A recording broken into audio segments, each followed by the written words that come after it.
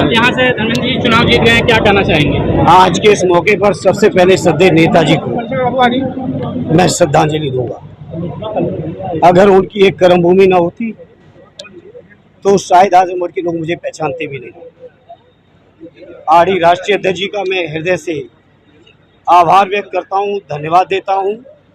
और चूंकि बड़े भाई भी हैं, इसलिए किन शब्दों में अब मैं आभार व्यक्त करूं, मैं अपनी भावनाओं को जरूर उन तक पहुंचाना चाहता हूं। उन्होंने मुझे इस काबिल समझा। श्रद्धेय नेताजी की कर्मभूमि, खुद की कर्मभूमि और आजमगढ़ के शानदार समाजवादियों की कर्मभूमि पर जो मुझे मौका दिया यहाँ से चुनाव लड़ने का, मैं आदरणीय राष्ट्रीय अध्यक्ष जी का धन्यवाद देता हूँ।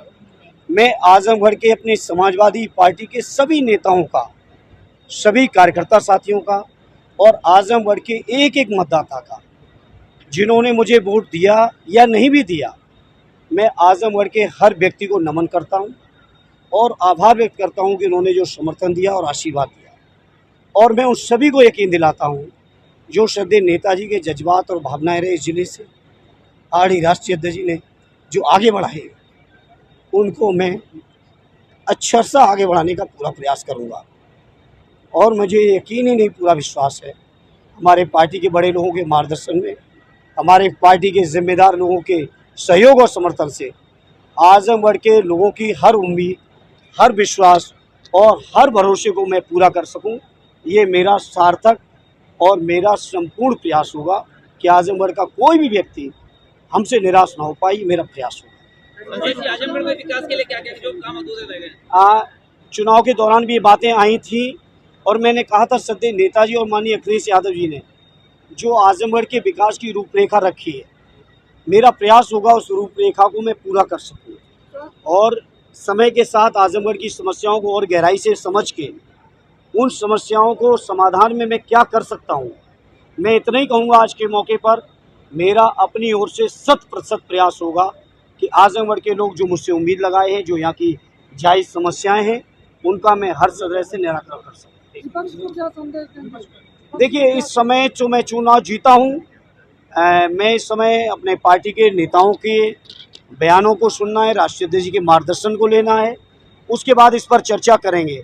और लेकिन इस मौके में इतना ज़रूर कहूँगा, आज जो प्रचंड जीत हुई है उत्तर प्रदेश में समाजवादी पार्टी और इंडिया गठबंधन की, ये हमारे राष्ट्रीय अध्यक्ष जी की दूरदृष्टि, उनका पीडीए का फार्मूला और उनका जो जनता के प्रति जो उन्होंने मुद्दे रखे, चाहे वो देश के संविधान को बचाने के हों, लोकतंत्र को बचाने के हों, जाति जनगणना के हों, सरकारी कर्मचारियों की पुरानी पेंशन हो, नौजवानों की बेरोजगारी के सवाल हों, माताओं बहनों की हमारी पेंशन का सवाल हो, किसान भाइयों के कर्ज माफ़ी से लेके उनकी जो समर्थन मूल्य को कानूनी स्वरूप देना हो, इन तमाम मुद्दों को, अग्निवीर की योजना को ख़त्म करना हो, इन तमाम मुद्दों को जनता ने पूरी अपना समर्थन दिया है, मोहर लगाई है।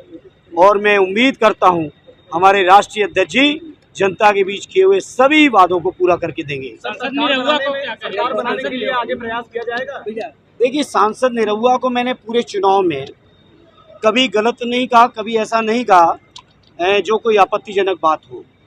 मैंने यही कहा कि वो एक कलाकार हैं, वो राजनीति की तमाम गंभीरताएं जो हैं, जो राजनीति के प्रति तमाम जिम्मेदारियां हैं, उनसे वो वाकिफ नहीं है और इसीलिए कई मौक़ों पे उनके गैर जिम्मेदारी बयान भी आए। हालांकि आज चुनाव का परिणाम आया, वो चुनाव हारे। मैं आज इस मौके पर कुछ नहीं कहूँगा, मैं उनसे यही कहूँगा कि पिछले उपचुनाव में जब मैं चुनाव हारा था, मैंने यही कहा था कि मैं चुनाव हारा हूँ, मैं हिम्मत नहीं हारा, और मैं हिम्मत नहीं हारा था और आज उसका परिणाम है। आजमगढ़ के लोगों ने, हमारे साथियों ने कई बार कहा कि इस हार को हम सूद सहित वापस करेंगे, तो इतना सूद सहित कर दिया है कि आज इस मौके में उनके लिए कुछ नहीं कहूँगा।